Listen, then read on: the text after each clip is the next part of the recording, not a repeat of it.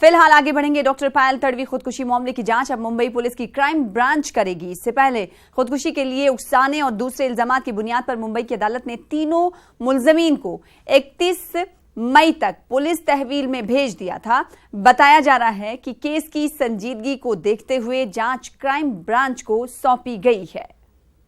तो गुज़िश्ता दिनों आपको बता दें कि अदालत में पेश किया गया था तीनों मुलजमीन को। उसके बाद 31 मई तक तहवील दी गई थी और आज फिर से इन तीनों को अदालत में पेश किया जाना है। मजीद अपडेट हासिल करेंगे और हमारे साथ हमारे नुमाइंदे प्रशांत पांडे मुंबई से जुड़ चुके हैं। प्रशांत, काफी हाई प्रोफाइल ये मामला होता जा रहा है। ऐसे में इस मामले की और इस खुदकुशी की संगीनी और संजीदगी को देखते हुए क्राइम ब्रांच को सौंप दी गई है जांच। साथ ही साथ अदालत में आज इस हवाले से क्या कुछ सुनवाई हो सकती, कितनी अहम आज ये सुनवाई है? जी बिल्कुल, देखिए काफी अहम है क्योंकि जब पिछली बार अदालत में जब सुनवाई की प्रक्रिया शुरू हुई तो पुलिस ने यही कह के समय मांगा था कि उन्हें जांच करना है कि आखिर किस मामले को लेकर खुदकुशी की गई है। क्योंकि जिस तरह से बचाव पक्ष का कहना था कि पायल तड़वी ये लोएस्ट कास्ट की है, इसकी जानकारी अस्पताल में उसने किसी को बताई नहीं थी, तो आत्महत्या करने का वजह जो है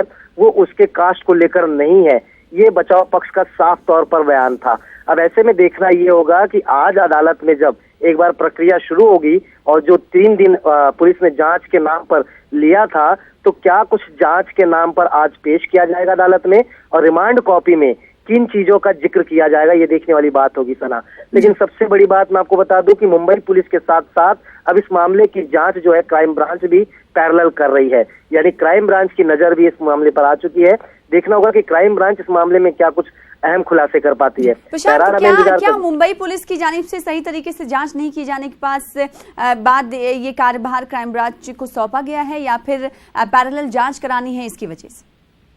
देखिए, ये कहना काफी जल्दबाजी होगी कि मुंबई पुलिस जो है पूरी तरह से जांच नहीं कर पा रही थी, जिसकी वजह से जिम्मा जो है क्राइम ब्रांच को दिया गया। क्योंकि फिलहाल अभी 2 से 3 दिन बीते हैं, मामले की जो है एफआईआर अभी 3-4 दिन पहले की गई है और तीनों आरोपियों को गिरफ्तार भी किया गया। और मैंने जैसे कहा कि आज अदालत की जो प्रक्रिया शुरू होगी तो देखना होगा कि मुंबई पुलिस ने 3 दिनों में जो जांच की है तो क्या कुछ उन्होंने पाया इस मामले में। आत्महत्या है या हत्या है, ये गुत्थी कैसे सुलझेगी, ये अपने आप में बड़ी बात है। बहरहाल साथ में पैरेलल इन्वेस्टिगेशन जो है क्राइम ब्रांच कर रही है। देखना होगा क्राइम ब्रांच क्या कुछ लाती है इस मामले में। जी, तो खुदकुशी है या कत्ल, अभी भी सवाल बरकरार है। अब देखना ये होगा कि 3 दिनों की पूछताछ में आज दिल्ली पुलिस क्या कुछ, माफ कीजिएगा, मुंबई पुलिस क्या कुछ पेश करती है अदालत में। बेहद शुक्रिया प्रशांत हमारे साथ जुड़ने के लिए, तफसीलात फराहम करने के लिए। फिलहाल आगे बढ़ेंगे। रॉबर्ट वाड्रा से ईडी आज फिर पूछताछ करेगी। वाड्रा से गुजरात पेट्रोलियम डील और लंदन में वाक़ई जायदाद के ताल्लुक से पूछताछ होगी। कल इस हवाले से भी पूछताछ हुई थी। ईडी को इस ताल्लुक से हाल ही में कुछ अहम सबूत मिले हैं। पूछताछ दोपहर 2 बजे होगी। दरअसल रॉबर्ट वाड्रा को कुछ निजी काम है जिसकी वजह से इन्होंने ईडी से कुछ घंटों की मोहलत भी मांगी थी।